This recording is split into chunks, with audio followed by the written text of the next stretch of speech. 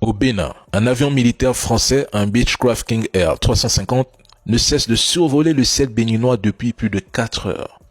Et contre toute attente, un autre avion non identifié a quitté le Nigeria à la même heure et, comme par hasard, lui aussi ne fait que survoler le territoire béninois sans interruption. Et attention, ces manœuvres se produisent exactement au moment où le président Macron appelle Tinubu, président de l'instance dirigeante de la CEDEAO, pour lui rappeler que la France soutiendra le Nigeria face à la menace terreau et que personne ne doit rester spectateur.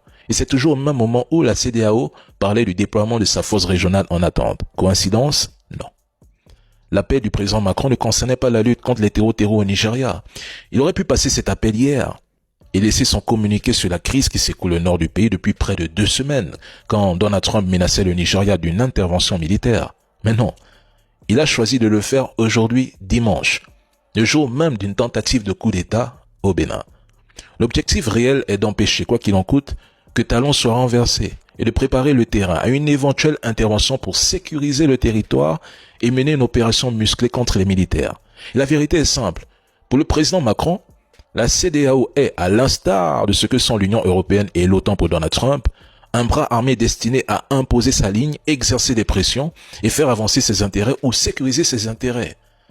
Un Bazoum bazoumé, ça ne se digère pas. Mais un Talon qui tombe, c'est tout un système qui s'effondre.